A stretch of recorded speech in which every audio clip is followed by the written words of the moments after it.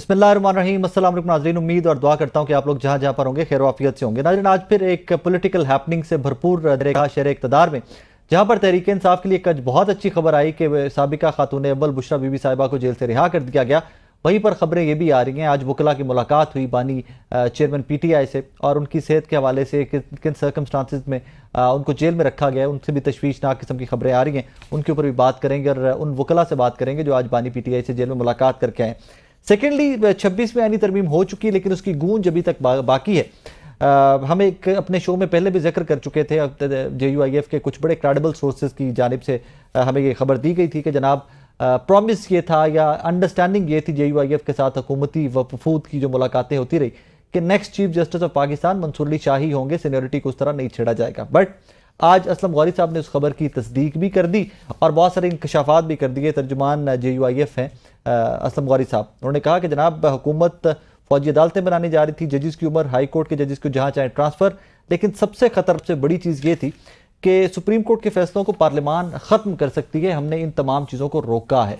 अब सवाल ये पैदा होता है कि क्या ये तमाम चीज़ें 27वीं आईनी तरमीम या 28वीं आईनी तरमीम का हिस्सा बनने जा रही हैं? बिकॉज एक आज अंसार भाई साहब की बहुत बड़ी खबर है कि जनाब 26वीं आईनी तरमीम के अंदर कुछ इस तरह के नकाइस रह गए हैं कि जिसकी वजह से आईनी बेंचेस या आईनी अदालत का क़याम पॉसिबल नहीं है। उसके ऊपर एक प्रेस रिलीज भी जारी की गई है। इन्हीं तमाम टॉपिक से आज के शो में बात करते हैं। हमारे पहले मेहमान बैरिस्टर अकील मलिक साहब, PMLN से इनका ताल्लुक है, और यही चंद सवालात जो हैं। एक सवाल जो बहुत गर्दिश में है, सबसे पहले मैं वो उनके सामने रखना चाहूँगा कि क्या बुशरा बीबी साहिबा की रिहाई जो है वो किसी डील का नतीजा है? तो let's start with barrister Aqeel Malik साहब। बैरिस्टर साहब अस्सलाम वालेकुम sir.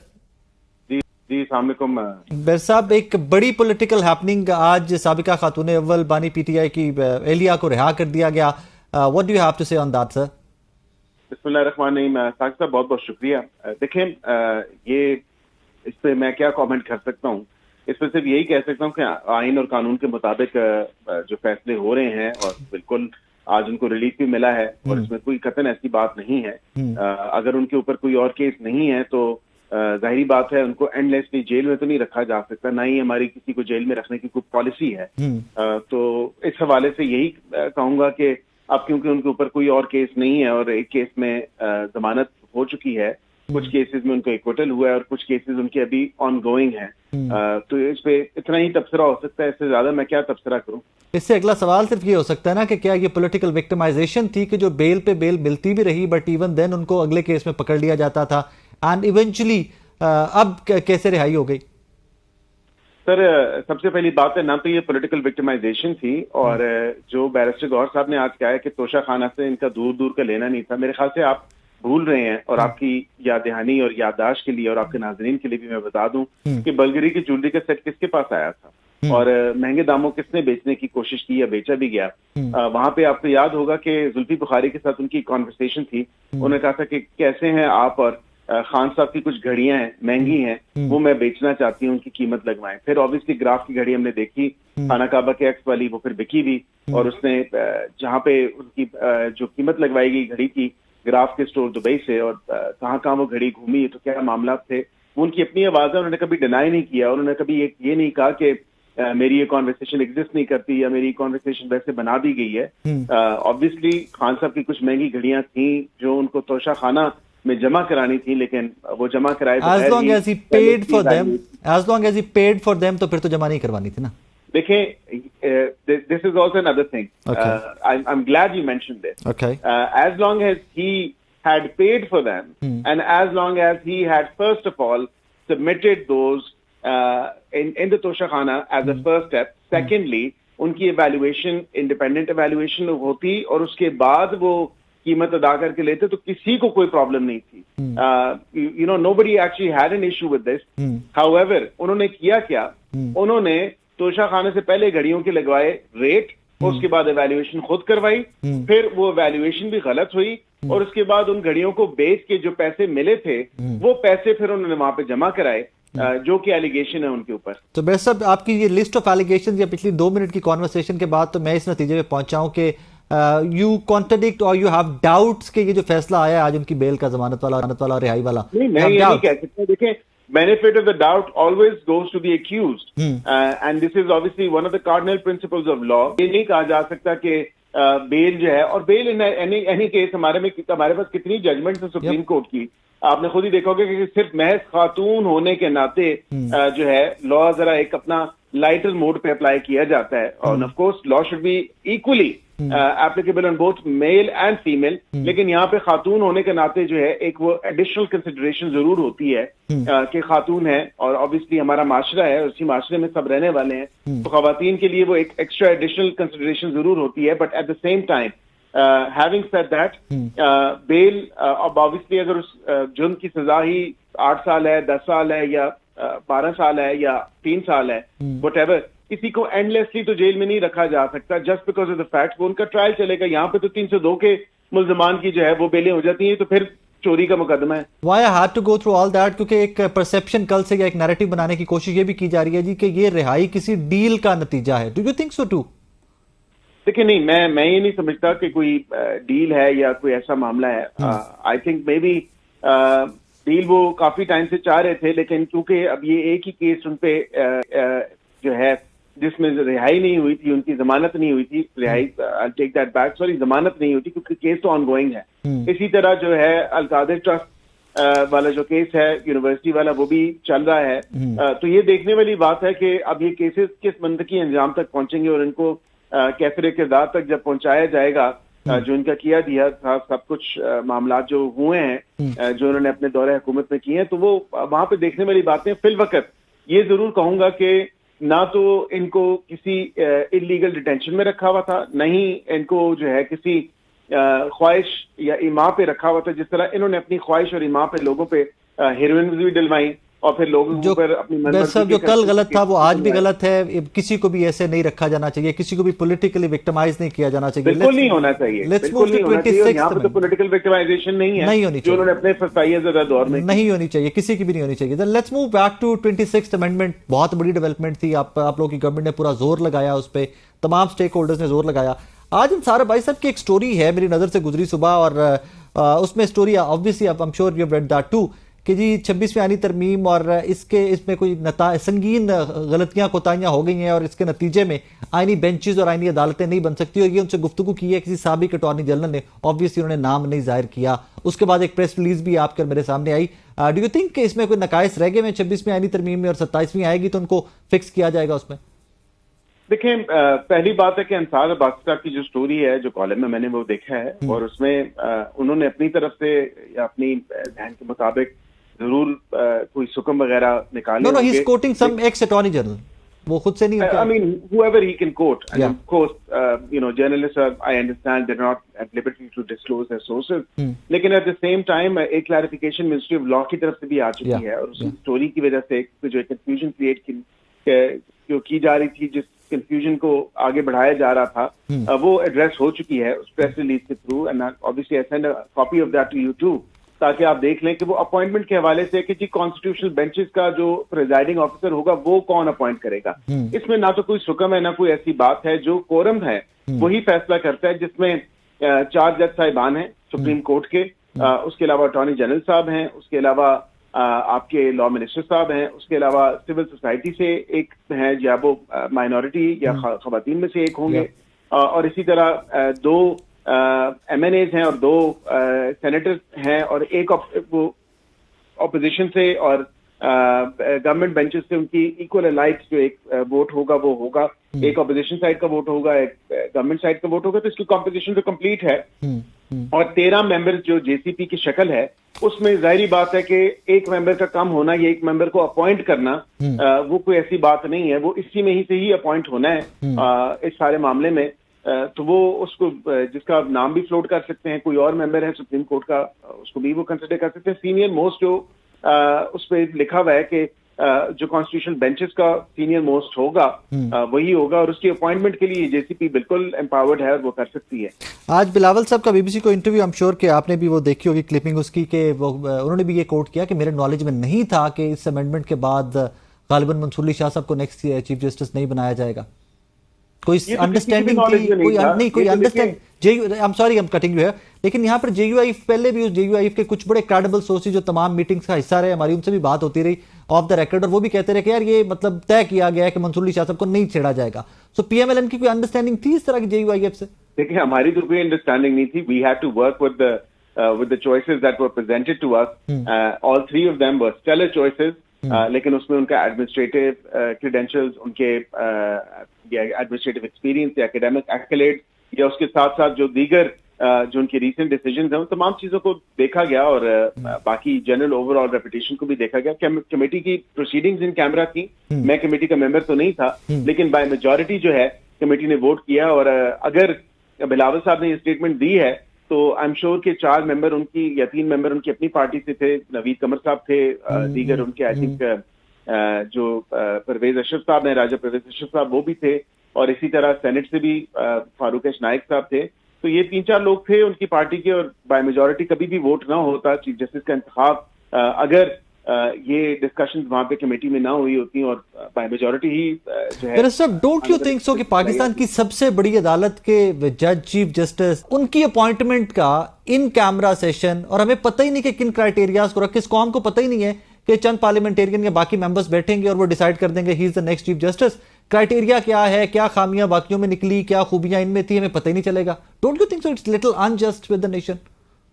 I think it's also unjust with the nation how these judges had actually taken it upon themselves and appointing JCP की. आपको पता है कि सुप्रीम जुडिशियल काउंसिल और JCP की जो प्रोसीडिंग्स है वो भी इन कैमरा ही होती हैं. और उसमें they had taken upon themselves to appoint their own judges, जिसको वो खुद नॉमिनेट करते थे, जिसको खुद ही वो सर्टेन चेंबर से लेके आया करते थे, और जिसको खुद ही जो है वो एलिवेट करके या हाई कोर्ट का या सुप्रीम कोर्ट का जज लगा देते थे. तो ऑफकोर्स आई थिंक ना तो उस पर एग्जीक्यूटिव की ओवरसाइट की, और अब एग्जीक्यूटिव की ओवरसाइट भी आ गई है. और ये जो एक पर्टिकुलर जो अपने जो चाहने वाले चेंबर्स होते हैं या अपनी लाइक्स और डिसलाइक्स पे चेंबर्स होते हैं, जिनमें देखा गया कि 3-3 लोग या 3-3 जज साहिबान जो हैं वो एक चेंबर से आए हुए हैं. और मेरे ख्याल से वकील करता है, जो आग की भट्टी से गुजरता है, उसको उसकी तो ख्वाहिश ही रह जाती है कि मैं शायद मेरी एलिवेशन हो जाए, चाहे वो कितना ही मेहनती क्यों ना हो. तो ये कम अज कम चीज को इसको देखा गया है कि ये जजेस खुद ही आपस में ही अपॉइंटमेंट सारा सिस्टम कर लेते थे.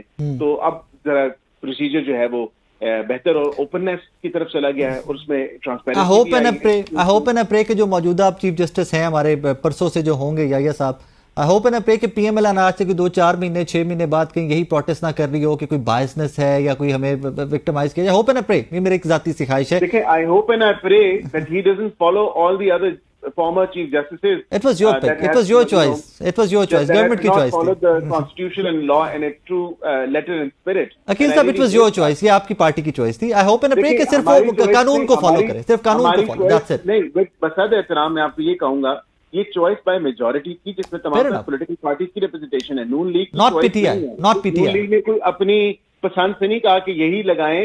ऑब्वियसली डिस्कशन हुई, वहां पे पीपल्स पार्टी मौजूद है, JUIF भी मौजूद है, MQM भी मौजूद है. ये मेजॉरिटी का डिसीजन था. तो ये नहीं आप कह सकते कि ये नून लीग ने लगाए.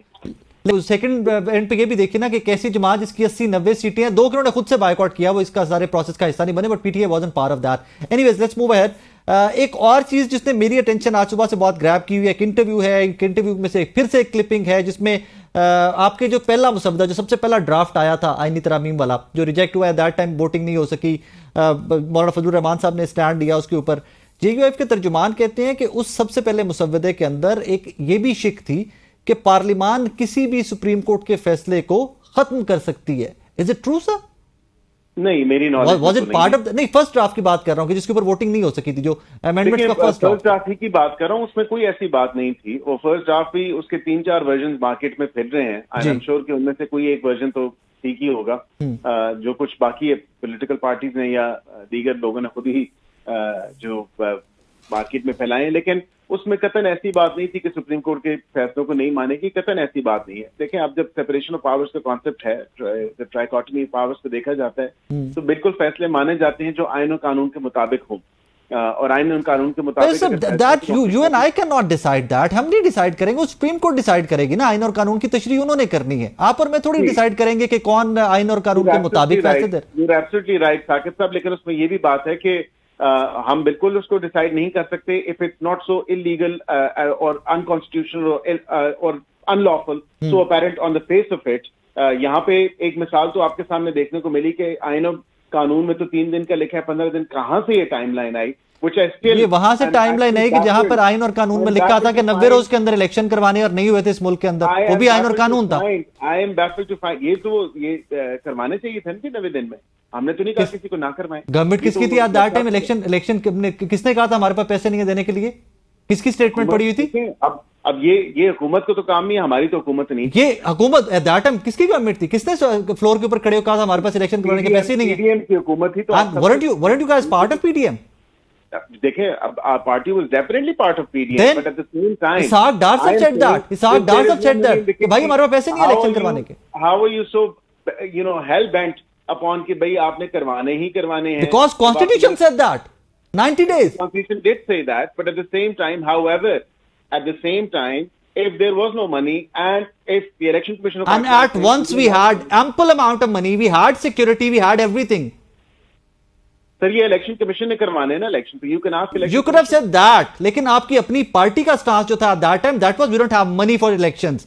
تو اس سے تو آپ بیک آؤٹ نہیں کر سکتے نا. ہمارا چیلنج برکیف جو بھی سٹانس تھا, میں یہ کہہ رہا ہوں کہ یہ سوال میرے سے نہیں بنتا, یہ الیکشن کمیشن سے بنتا ہے, because according to article 218 it's their job and their duty that they have to actually hold the elections, not me and not you, sir.